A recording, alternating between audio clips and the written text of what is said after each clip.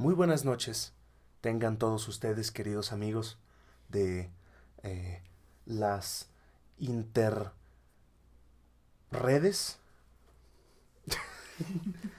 Estamos en su programa, podcast irregular, irreverente, inocuo, inefable, hacia el Nobel. En su séptima edición, en la que hablaremos de una extraordinaria escritora italiana llamada Elena Ferrante. Me encuentro en la dichosa compañía de la compañera Xochipilli Hernández. Hola a todos, es un placer estar aquí otra vez en esta su edición número 7 de Hacia el Nobel, y en este programa infinito, inocuo, intolerante, no, Intolerable. intolerable. Eh, pues me da mucho gusto estar aquí otra vez parloteando sobre literatura. Muy bien. Y bueno, aquí está la compañera Xochipilli Hernández. Mi nombre es Leopoldo Orozco y les damos una cordial bienvenida. Antes que nada, creo que sería bueno para irnos, para ir entrando en materia, para ir desanudando la lengua, podríamos ir hablando sobre nuestras lecturas recientes. Sí.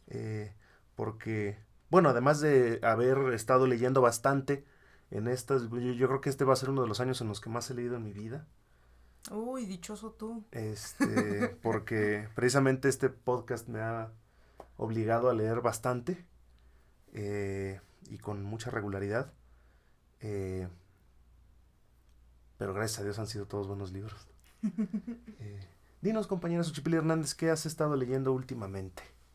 Pues yo he estado leyendo a Homero Arichis. He estado leyendo ahorita El poeta niño, que es un librito sobre sus años de infancia en Michoacán. Y es impresionante ver cómo, cómo el poeta describe sus lugares de infancia, y cómo todo es poetizable, ¿no?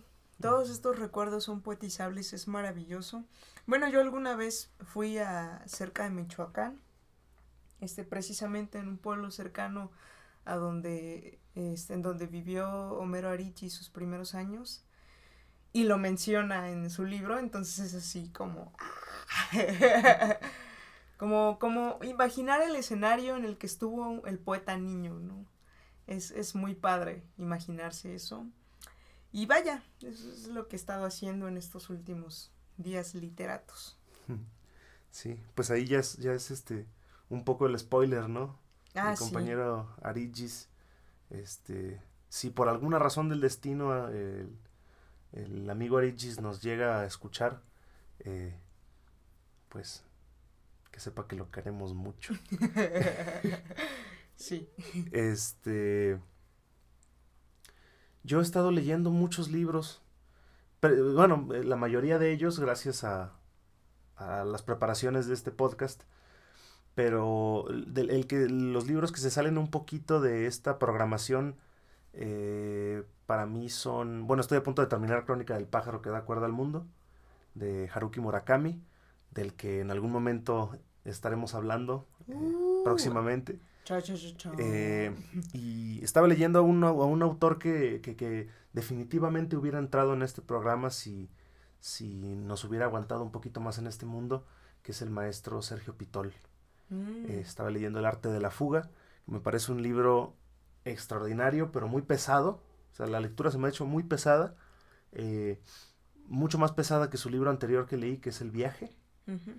La verdad es que Sergio Pitol es mi hit, es extraordinario. Y vaya, yo creo que hubiera sido un muy buen candidato al Premio Nobel de Literatura si no se nos hubiera ido tan pronto. Ujú. Eh, pero bueno, tal vez podríamos ir entrando en materia, ¿no? La pregunta que queda, digamos, flotando en el aire cada vez que se habla de esta enigmática autora es: ¿quién carajos es Elena Ferrante? ¿No? Sí. porque hemos visto su nombre en la nueva serie de Las dos amigas de HBO. Los compañeros italianos ya conocían su nombre a través de algunas adaptaciones al cine hechas de sus primeras novelas, pero en sí no se sabe mucho de Elena Ferrante, ¿no? No, es muy poco lo que se sabe. De hecho, ha habido unas investigaciones para saber quién es Elena Ferrante, unas investigaciones dignas de un detective italiano, ¿no? De todo un Montalbano, ¿no? Sí, sí, sí, por supuesto. Para conocer la qué hay o quién está detrás de este nombre tan sonado en la literatura contemporánea. Y vaya, sabemos muy poco y sabemos algunas cositas por las entrevistas que ha hecho ella vía correo electrónico. Ujú. Sí, de hecho, bueno, estábamos un poco en un predicamento a la hora de eh, empezar a grabar este episodio, porque en todas las, digamos, todos los fondos que hemos hecho para estos videos, en todos aparece una fotografía del autor, ¿no? Sin embargo, oficialmente no hay una fotografía de Elena No. Ferrante. Eh, que bueno, en realidad, técnicamente puede haber, porque, bueno, habría que contextualizar un poco, ¿no? La compañera Elena Ferrante es una escritora que nació en algún momento de mediados del siglo pasado, 1940 y 40 y algo, ¿no? 43, ¿no? Me parece una Sí. cosa así. Y um, por sus novelas, suponemos que es napolitana, que es de la Uh-huh. ciudad de Nápoles, eh, lo cual la hace tener un perfil cultural muy marcado, ¿no? Ya, tanto por su, digamos, tradición literaria como por su lengua, ¿no? Que Sí. la lengua, el dialecto, que es uno de los pilares de la narrativa de Elena Ferrante, ¿no? Y ella hace su debut literario en Italia con una novela que se llama El amor molesto, ¿no? Que aparece en 1992. Y desde ese entonces ha publicado para estándares editoriales muy pocas obras, eh, y en todo este tiempo se ha mantenido en un estricto anonimato, ¿no? Elena Ferrante se sabe que es un seudónimo, Uh-huh. y los pocos detalles que se pueden saber de ella a ciencia cierta están a través, nos llegan a través de un libro que publicó ella que se llama La Frantumaglia, que no he leído, ¿no? Sí, yo creo que es reveladora la frase que ella mencionó en alguna de sus entrevistas, ¿no? Y es que, pues uno se puede hacer la pregunta de por qué Elena Ferrante o la persona detrás de Elena Ferrante decide no mostrar su cara o no mostrarse como escritor, no asumir su papel de escritor vivo. Y, y Elena Ferrante contestaba que es porque se dice más a través de sus libros. O sea, uno puede saber más a través de los libros sobre la vida de los escritores, ¿no? O sea, todo lo que ella necesitaba decir ya está en los libros. Todo lo que ella tenía que mostrar de su vida ya está en los libros. Y es interesante esto porque, como bien dice, si uno lee una obra de Elena Ferrante, pues parece que se adentra al mundo italiano, ¿no? Uh-huh. A estas vicisitudes que tienen las personas, ¿no? Italianas, por su historia, por todas sus costumbres, por toda esta carga cultural que tienen, inclusive en la lengua. Ahorita mencionabas el dialecto, ¿no? Que está muy presente en sus libros. El separar el italiano del dialecto napolitano, ¿no? Hacer esa decisión de lenguas, a mí me parece interesantísimo. Y no quiero imaginar cómo se lee a Elena Ferrante en la lengua original. Sí. Debe ser una delicia. Sí, sí, y también, bueno, comprender toda esta coyuntura, ¿no? Cultural, que es lo que hace que estos personajes napolitanos sean tan esencialmente distintos entre el cúmulo cultural que es Italia, ¿no? Sí, claro. Yo siempre pienso en Ferrante como como una especie de búsqueda tanto emocional como identitaria, ¿no? Porque o sea, ella es una escritora coyuntural, en el sentido de que hay muchas cosas que atraviesan su obra, ¿no? Y que son como pivotes que nos hacen pensar mucho sobre qué es lo que hace que ella sea ella, ¿no? Claro. Eh, y vaya, al menos a mí, esta foto que escogimos eh, para el thumbnail, digamos, de este video, a mí me parece significativa, ¿no? Esta fotografía de esta mujer que parece que se está poniendo como un empaste, ¿no? De pintura en la cara, ¿no? Como si se intentara eh, esconder, ¿no? En el color blanco del fondo, ¿no? Eh, en ese sentido, me parece que Elena Ferrante es una figura mucho más rica y mucho más interesante, precisamente por el hecho de esconderse, ¿no? De mantener su persona tras bambalinas, para Uh-huh. que todo el contexto, todo el contexto tanto cultural como de género, como de lengua, todo pueda hablar por sí mismo, ¿no? Sí, por supuesto. Y vaya, este es un fenómeno completamente llamativo. Sí. El pensar en una autora súper reconocida en la literatura contemporánea, pues de la que no se sabe demasiado, fuera de lo dicho en sus novelas. A mí me parece un juego literario extraordinario, ¿no? Creo que todos los teóricos literarios de principios del siglo XX estarían como un poco, no sé. Tendrían las pasiones exaltadas. Exactamente, no lo podías Sí. decir mejor.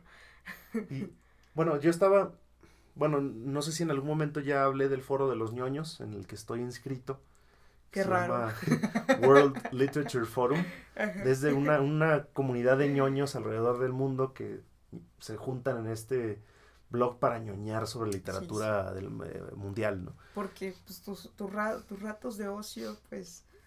Mis ratos de ocio siempre tienen que ver con esto. Se descanso de leer para Seguir leer, leyendo. seguir leyendo. O ver cosas de gente que está leyendo. Sí. Y había uno de estos compañeros decía que le gustaría ver, por ejemplo, que una escritora como Margaret Atwood Ujú. recibiera el premio Nobel en estos años porque le parecía que no había una novela en el mercado literario actual que fuera tan relevante, tan importante para nuestro tiempo y tan actual como el cuento de la criada, ¿no? Pero, pensándolo bien, ¿qué hay más relevante que la saga de las dos amigas, ¿no? Claro. Porque si vemos, o sea, por ejemplo, el cuento de la criada ya tiene su serie en las plataformas de streaming, ¿no? Ujú. Y pues la serie de las dos amigas también las tiene. También tiene su serie. Sí, también tiene su serie. Ha En sido, HBO. ha sido un boom literario, un boom editorial la saga de las dos amigas, igual que el cuento de la criada, ¿no? Y bueno, cabe destacar que la saga de las dos amigas son 4 novelas, ¿no? Ujú. Sí. Y vaya, en sí, lo único que le tiene que pedir Elena Ferrante a Margaret Atwood, pues es la fama de su cara. Ujú. Pero más allá de eso, en cuanto a calidad literaria, en cuanto a reconocimiento alrededor del mundo, no tiene por qué pedirle nada. ¿no? Y te digo, yo no dejo de impactarme ante el hecho de que su fama es tanta, pero no conocemos su rostro. Es como una especie, no sé, de Batman, ¿no? De la literatura. De, no sé, caballero medieval, de esos que... Un superhéroe, ¿no? Ajá. Que de los cuales solamente sabes el mito. ¿Alguna vez alguien te dijo, no, yo conozco al hermano de un amigo, de un tío? Bueno, esto en italiano, por supuesto. Que conoció a Elena Ferrante, ¿no? Pero no sabemos quién es. Es la heroína de la literatura contemporánea. Un poco lo que pasaba en en los 70s, 80s con Thomas Pynchon, ¿no? Claro, sí. Pero bueno, para no confundir también a la raza, hay que poner en claro también qué es lo que leímos de ella, ¿no? Ah, sí. Porque, vaya, Porque tienen... sí, cuando no somos capaces de conseguir varias novelas de los autores que estamos discutiendo, pues solamente leemos una, ¿no? Como lo que pasó con Adunis, por ejemplo, ¿no? O con Ida Vitale. Pero cuando uno de estos autores está más presente, Como Murakami. sí, o incluso están más baratos sus libros, pues procuramos que cada uno de nosotros leamos algo distinto para poder comentarlo y ver como los relieves entre las dos obras, ¿no? En los lugares en los que se intersectan. Y bueno, dinos qué leíste, compañera Xochitl Hernández. Pues yo leí La amiga estupenda, que es el primer libro de la saga de las dos amigas. Una chulada, como diría uno de mis grandes amigos, el escritor Cobda Rocha. Chulada. Una chulada. Y sí es una chulada, ¿saben?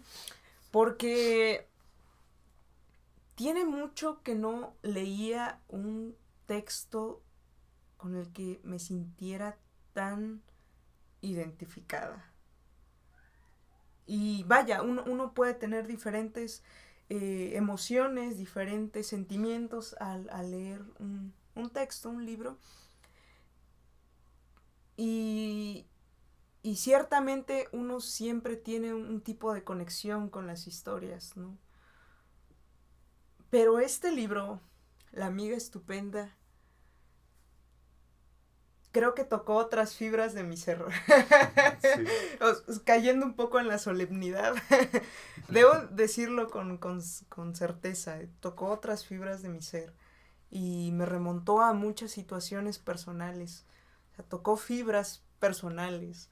Entonces a mí eso me resultó pues sorprendente. Porque son pocos los libros que hacen eso. Y bueno. Fue La amiga estupenda. Sí. Yo tuve la oportunidad de leer este volumen en el que se dan reunión a las tres primeras novelas de Elena Ferrante, o al menos las tres primeras novelas que fueron publicadas bajo el seudónimo de Elena Ferrante, ¿no? Están en este volumen que editó Lumen.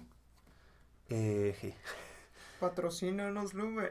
Que se llama Crónicas del Desamor. En italiano se llama algo así como Crónica del Mal d'Amore, ¿no? Mal de amore. Que a mí me hubiera gustado más que fuera Crónicas del Mal de Amor, ¿no? Que es como algo como más cercano a los hispanoamericanos, pero como los libros lo hacen los españoles, no tenemos voz en el asunto, al parecer. Pero estas tres novelas son El amor molesto, que es la primera novela que apareció bajo su nombre. El siguiente es Los días del abandono. Y la última de esta trilogía se llama La hija oscura. Y las tres novelas son poderosísimas. Cada una, o sea, las tres son muy, muy distintas. Pero al estar juntas en un solo volumen, uno se ve tentado siempre a leerlas como un continuum, ¿no? O sea, como si una fuera el capítulo de otra y las tres formaran este volumen que cuenta una sola historia, aunque ninguno de los personajes de las novelas se conecten, ¿no? Y entonces estas tres novelas tienen que ver mucho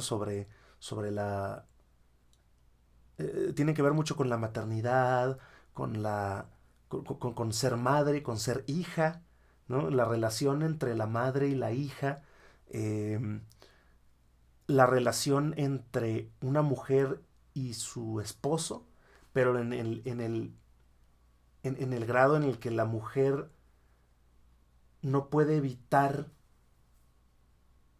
hacer que esta relación la defina, ¿no? Y entonces,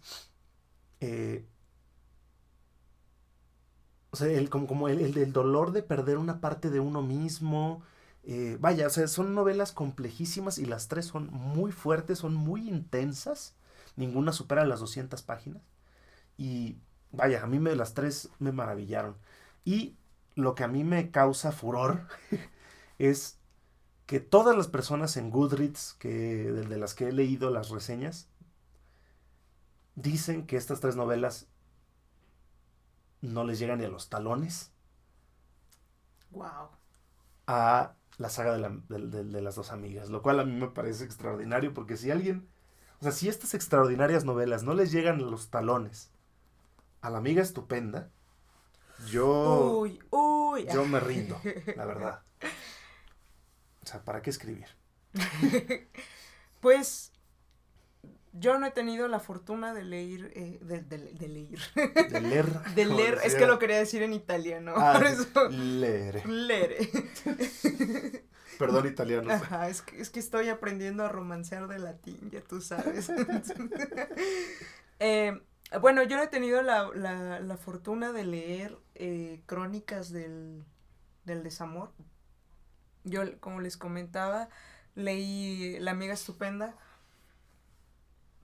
Pero si tú me comentas que tú como compañero de letras te quedaste impactado con esta serie de novelas y no has leído la amiga estupenda, y yo que te conozco tu trayectoria lectora, pues me sorprende muchísimo. Me sorprende muchísimo que esta otra comunidad de lectores diga esto. Pero puedo entender por qué la maravilla con la saga de las dos amigas. Honestamente, yo leí este primer libro, La amiga estupenda, y me quedé conmovida en muchas partes. Hubo una parte en la que sí me solté a llorar, sí, lo reconozco. Miserablemente me hice bolita y me solté a llorar. De tanta emoción que me estaba transmitiendo este libro. Y yo creo que sucede una cosa, y esto nosotros lo estábamos platicando, no sé si te acuerdas, una mañana en la que nos estábamos peleando con el queso y y los panes. Estábamos a punto de desayunar y estábamos ahí platicando un poco sobre esto. Y es que son muy pocos los personajes femeninos que te muestren su completud. O sea, son muy pocos. Y no es que haya pocos personajes femeninos en la literatura, sino que hay muy pocos que hayan sido explorados en su completud. No sé si ustedes me entiendan, pero a mí me daba la impresión de que hasta en estos últimos tiempos hemos observado personajes femeninos más complejos.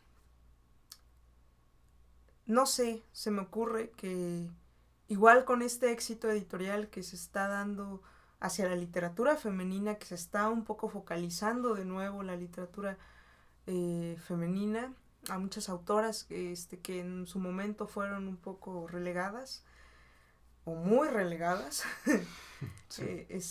Y hemos estado explorando cuál fue el tratamiento de sus personajes. Yo pienso un poco en Lucía Berlin, que también tiene muchos personajes femeninos y que también me parecen muy, muy completos y muy auténticos, muy reales. Y ahora viene Elena Ferrante y me dice, mira, aquí también hay. y a mí me resulta maravilloso. Yo estoy O sea, se puede notar en mi voz que estoy muy emocionada con esta escritora. Bueno, yo estoy segura de que es escritora. Sí, sí, yo también. O sea, en realidad ah, me parecería muy difícil pensar que estas novelas fueron escritas, hayan sido escritas por hombres. Sí. Me sería muy difícil de imaginar.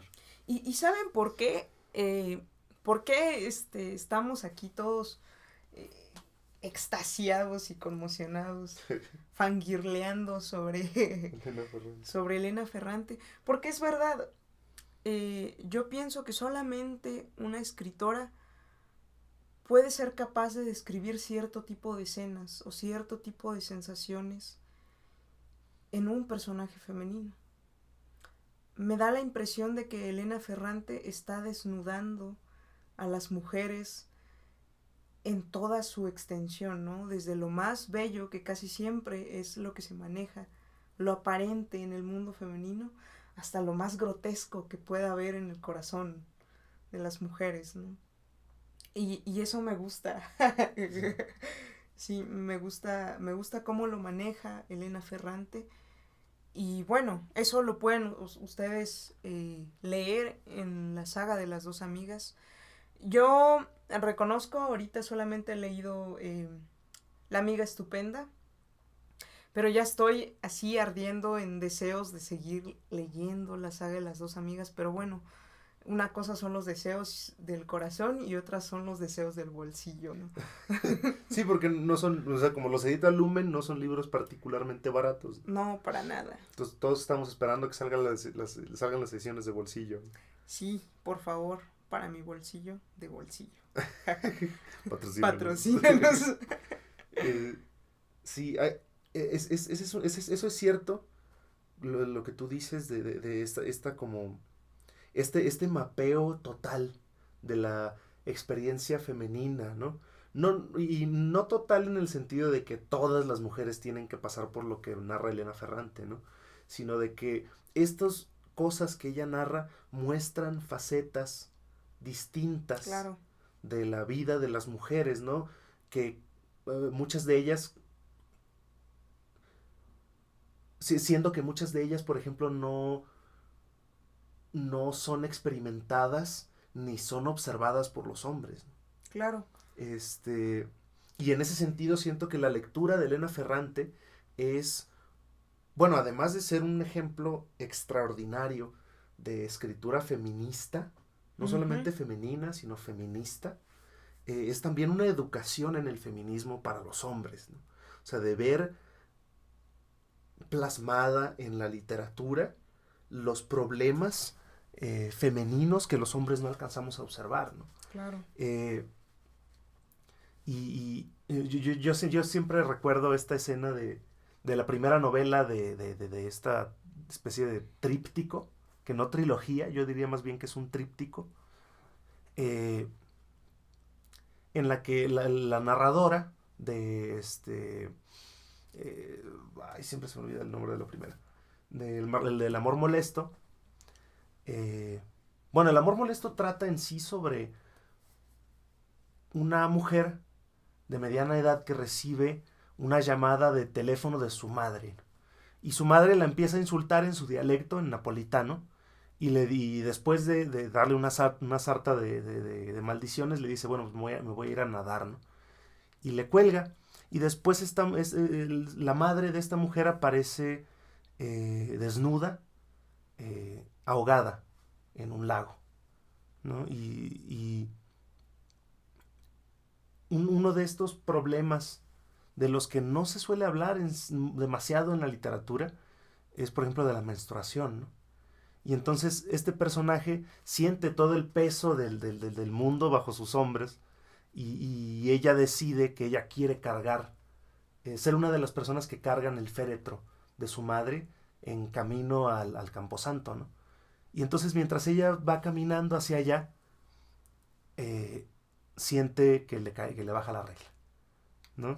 Entonces estar en esa situación, de estar con el vestido negro, ¿no? Con los brazos alzados para alcanzar el féretro de su madre que está siendo cargado por puros hombres más altos que ella y sentir cómo le baja la regla. O sea, debe ser una cosa terrible, ¿no? Sí. Entonces, Sí, claro. entonces ella muestra esta situación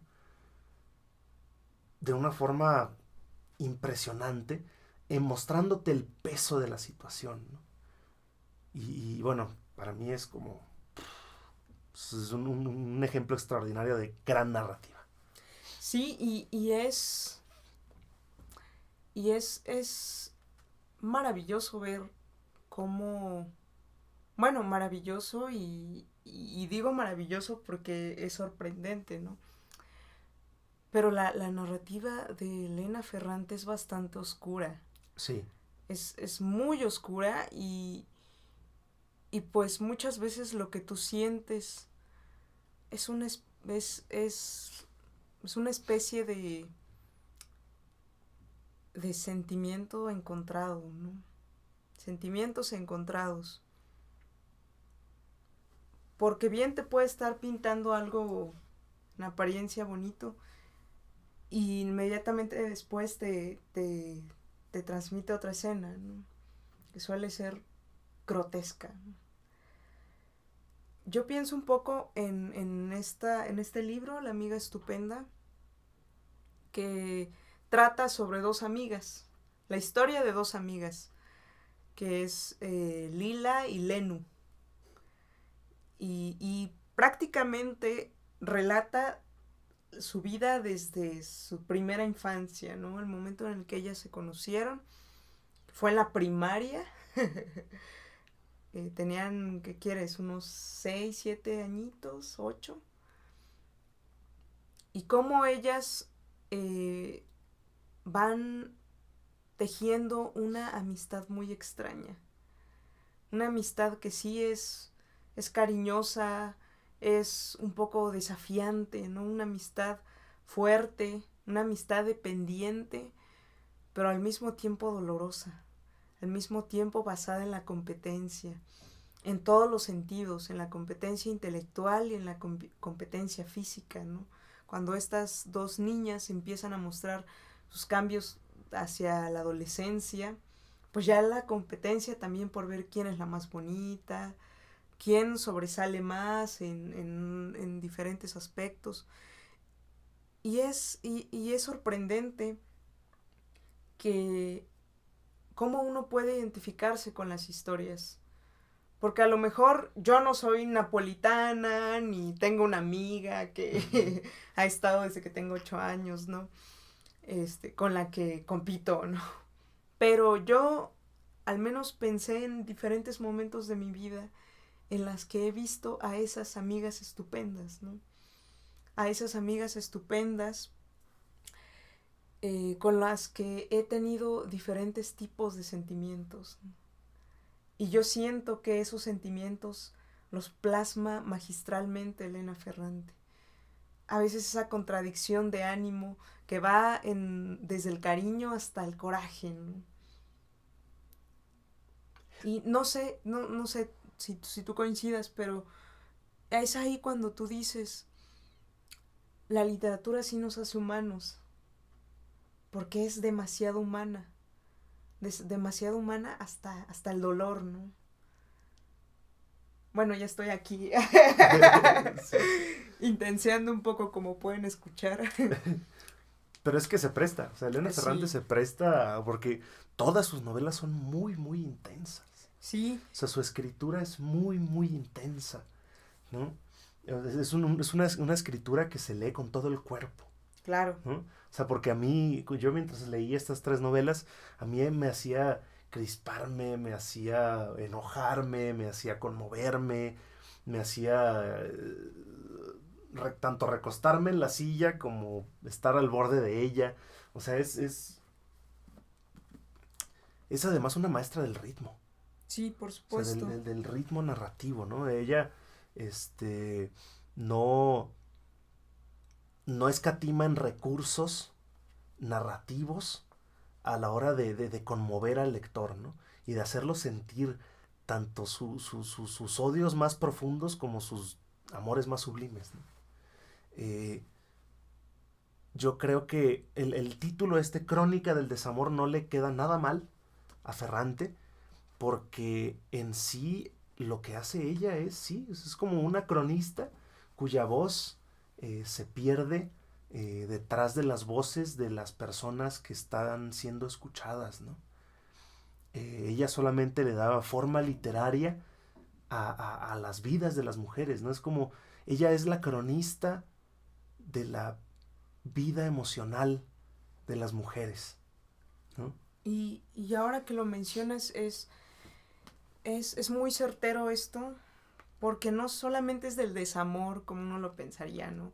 El desamor, el eros, pensar en el desamor como en función de una pareja, ¿no? Sino también es el desamor en tu papel como hija, el desamor en tu papel como amiga, el desamor en tu papel como madre, el desamor en tu papel como amante, el desamor en tu papel como esposa, como lo que quieras ver, ¿no? Lo quieras ver. Y para todas estas facetas tiene un personaje Elena Ferrante, ¿no?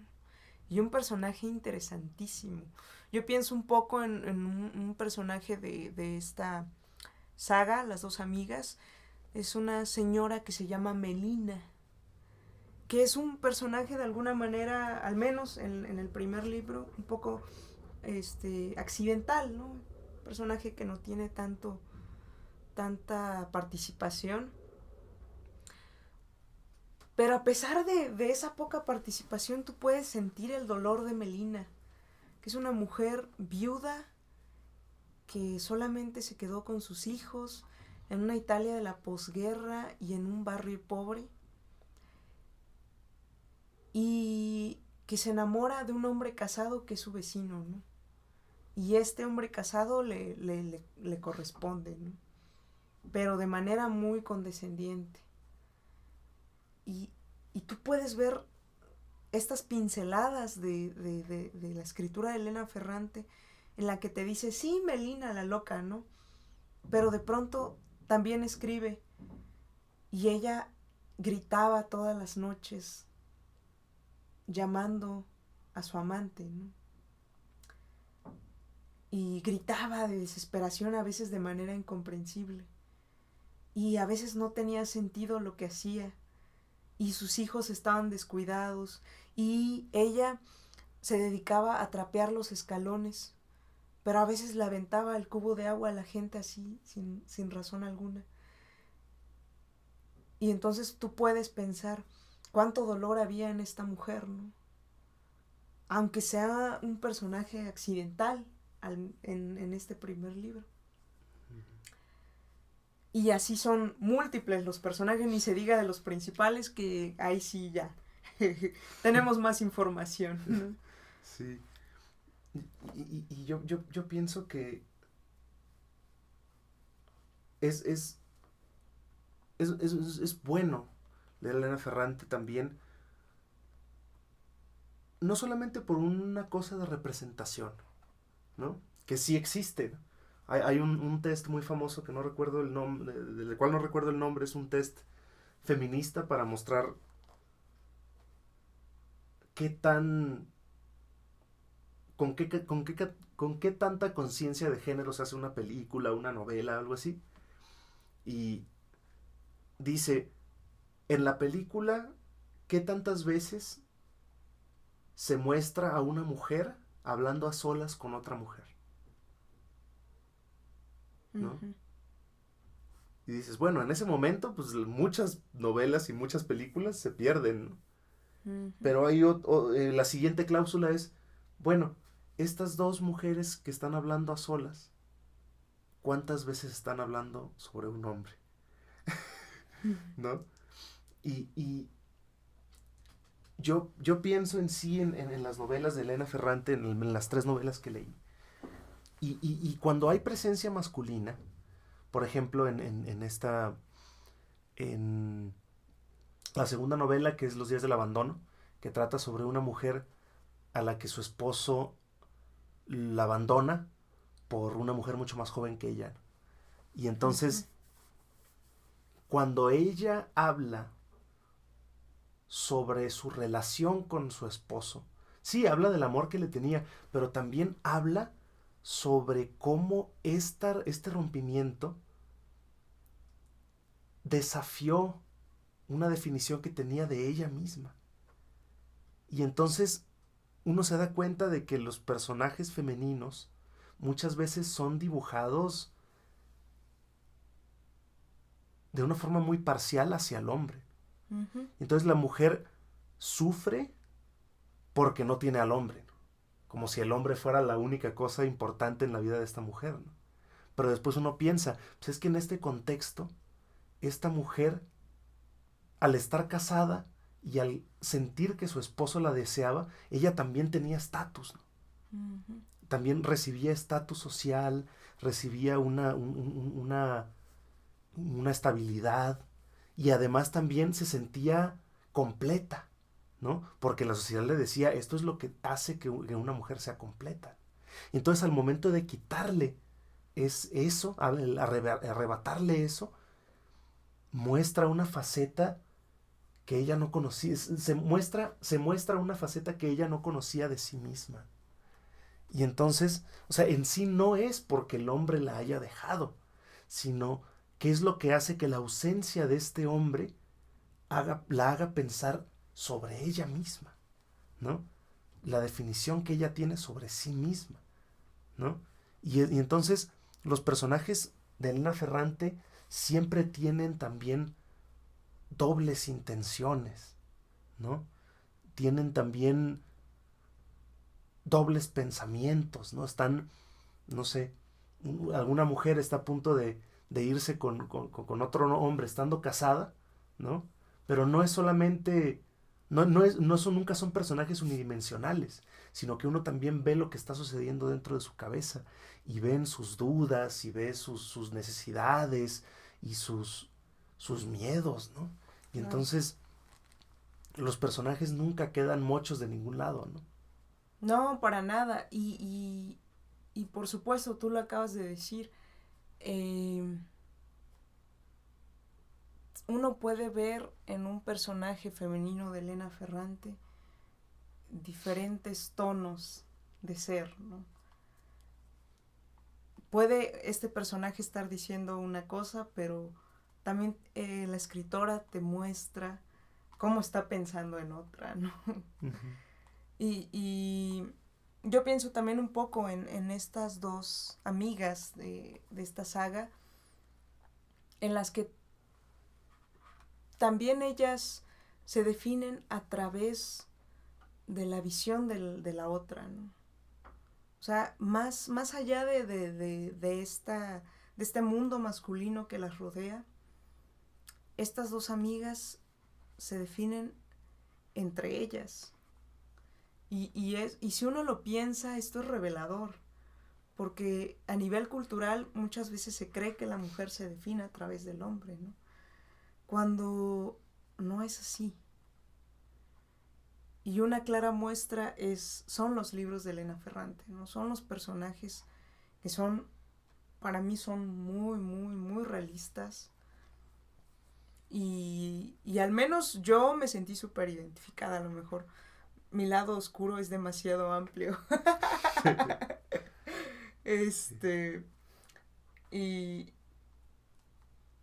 Y pude al menos sentir que en algunos momentos yo era una de estas amigas, ¿no? Yo era la amiga estupenda, ¿no? No sé si ustedes puedan comprender la magnitud de mi revelación. Pero vaya, yo creo que al menos para las chicas es fundamental leer a Elena Ferrante. Sí. Y bueno, para los chicos también, por supuesto, porque como bien dices, es una especie de educación novelística y educación sentimental, como diría Flaubert. Sí. Y yo sí creo que cuando uno es hombre hay una hay un sesgo de estas novelas que uno no va a poder alcanzar a comprender en su totalidad, ¿no? Precisamente porque hay ciertas cosas de la experiencia personal que nosotros no hemos vivido, ¿no? Y que muchas veces, por ejemplo, muchas mujeres, al haber una tradición tan amplia de literatura escrita por hombres en la cultura, muchas veces nunca han visto. O sea, hay muchas mujeres que nunca han visto, no sé, que se hable de menstruación en una novela, ¿no? O que se hable de ciertas sensaciones escondidas, ¿no? Y entonces muchas veces, pues los hombres nunca vamos a poder comprender totalmente qué se siente eso, ¿no?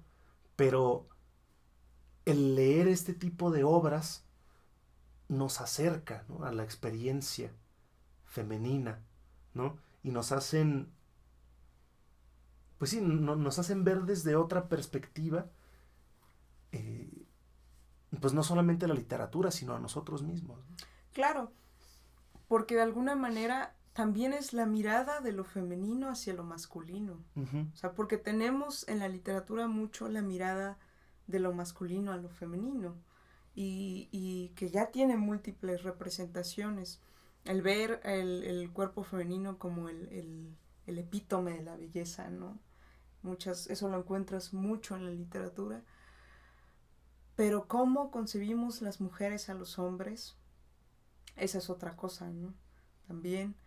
Y esta escritura de Elena Ferrante muestra también esa parte. No sé, yo me acuerdo que tú me mencionabas un fragmento de esta obra, de no sé cuál obra, porque son tres, de alguna de esas tres, en la que el personaje femenino describe una escena sexual fallida, por así decirlo, ¿no? Sí. Y es interesante notar cómo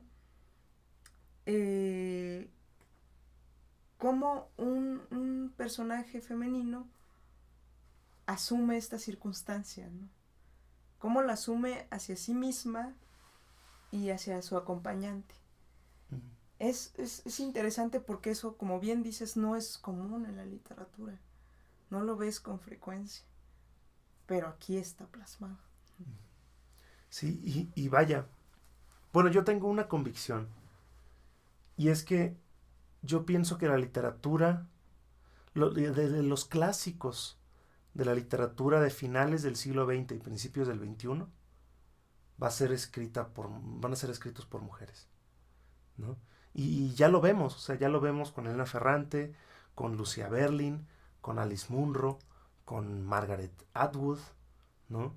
Con, vaya, tantísimas poetas, narradoras, Olga Tokarczuk, Anne Carson, Ida Vitale, ¿no? Sofía de Mello Breiner Andersen, ¿no?, que ganó el Camões, ¿no? O sea, hay una cantidad vastísima de escritoras que están plasmando la experiencia femenina en obras literarias impresionantes, ¿no? Lo cual, pues vaya, es algo que hacía muchísima falta. Sí, claro, necesitábamos eso ya. Ya era necesario verlo en la literatura, porque ahí había un hueco de información, sí.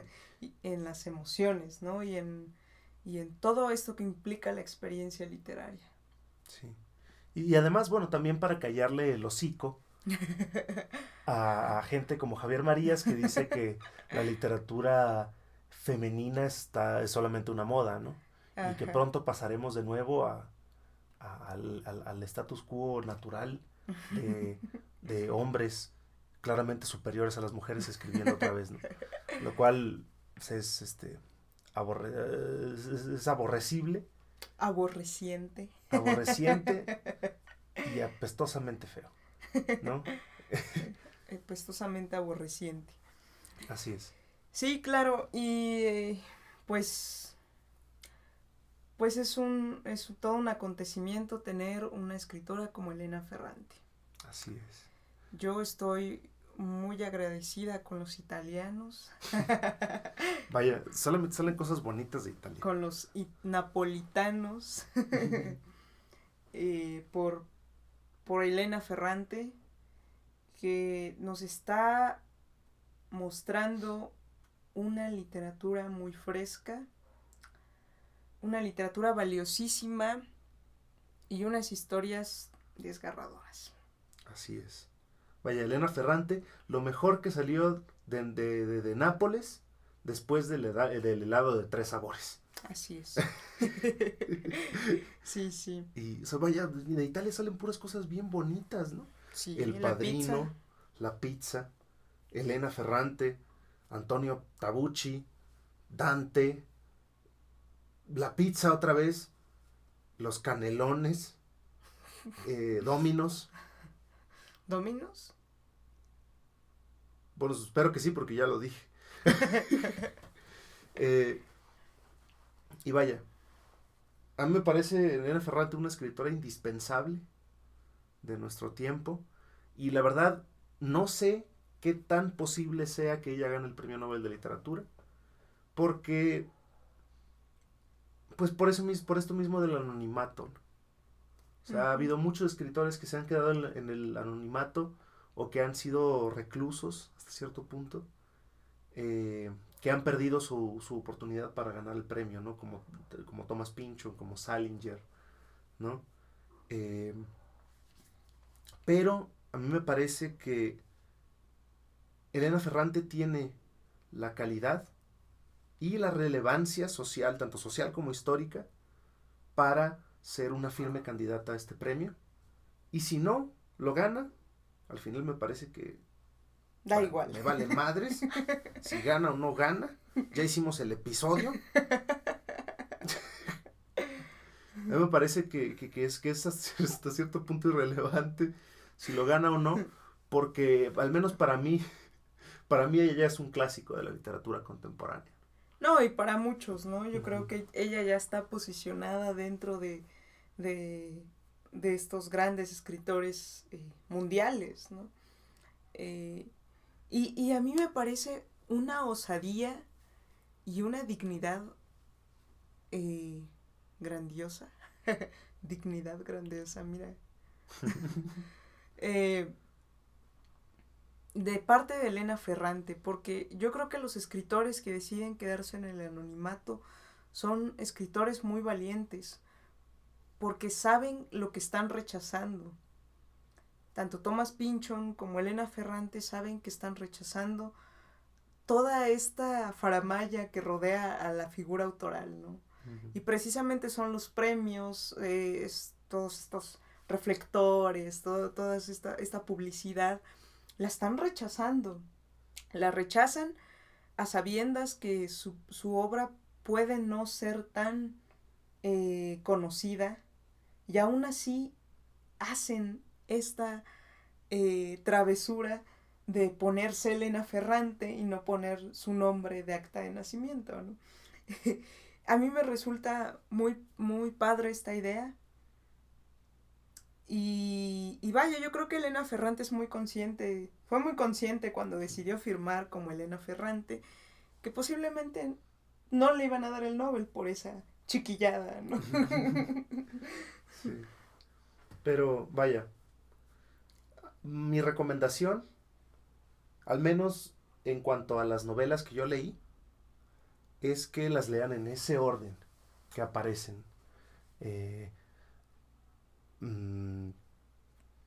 El amor molesto, Los días del abandono y La hija oscura. En ese orden. Porque en ese orden hacen un efecto impresionante. La primera novela es apasionada, es descarnada, es como lejana, como una especie de novela de detectives y contundente, ¿no? Y la segunda novela o sea, es desesperante, ¿no? Es terrible. Uno siente un ahogo todo el tiempo al leer Los días del abandono. Y en la tercera novela todo es más tranquilo, todo es más calmado, pero eso y el ritmo incluso es mucho más lento, pero eso mismo hace que los golpes sean muchísimo más satisfactorios y que la trilogía, el tríptico, termine con un extraordinario sabor de boca, ¿no? Entonces yo recomendaría que leyeran estas 3 novelas en orden. Si no, pues también lo pueden hacer, no tienen por qué hacerme caso, no soy su papá. Ni un policía. Pero sí, que el hecho de que estas no estén tan buenas como la saga de las 2 amigas no debería impedirle a nadie leerlas, porque son buenísimas. Sí, yo también recomiendo leer la saga de las 2 amigas en orden. Si no, no le van a entender. O bueno, sí le van a entender. Vaya. Pero pueden experimentar, digo. Tampoco soy policía. Pues ya vamos llegando al final de nuestro episodio. Sí. Ya empezamos con los chistes malos. Que nos tardamos muchísimo esta vez. Así, ni sentí cómo pasó el tiempo. Y pues nada, recomendarles de nuevo estas maravillosas novelas de la escritora napolitana. Bueno, no hablo italiano, entonces no sé cómo se diga escritora napolitana. Que es Elena Ferrante, porque es fantástica y pues yo creo que ya llegó a ser historia, ¿no? Sí. Historia en la literatura internacional. Sí. Y vaya, creo que solamente resta decir que lean a Elena Ferrante por cualquier medio posible. Asalten un Gandhi, sí. Bájenlo por internet pirata, cómprenlo si son aburridos como yo. Muerdan al dependiente de Gandhi. Dependiente de Gandhi. Lleven a su gato al dependiente de Gandhi. Sí. Y vaya, solamente queda decir eso. Lean a Elena Ferrante, encarecidamente les decimos que la lean. Si no la han leído, se están perdiendo de algo, de todo un suceso literario. Y vaya, no se van a arrepentir. No, absolutamente. Y pues los estaremos esperando para la siguiente edición de Hacia el Nobel, el cual es un autor muy polémico. Muy polémico. Polémico. Muy mal portadito. Sí. Y para saber también qué piensan ustedes acerca de esos autores. Sí. Principalmente el siguiente autor, así que no se lo vayan a perder. Y bueno, a mí me gustaría despedirme con una hermosísima bomba veracruzana. No es yucateca, ¿verdad? Las bombas son yucatecas. Una hermosísima copla veracruzana que dice: ayer me subí a una palmera para poder volverte a ver, y como no te vi, me bajé.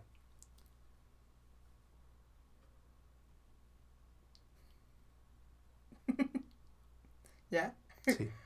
Bueno, pues muchísimas gracias por escucharnos y los esperamos con el siguiente autor, que es Haruki Murakami. Muchas gracias por escucharnos. Yo soy Xochipilli Hernández. Y mi nombre es Leopoldo Orozco. Nos vemos. Hasta la próxima. Hasta la próxima. Tomen mucha agua, no cenen muy pesado y cuídense de las lluvias. Los queremos mucho. Chao.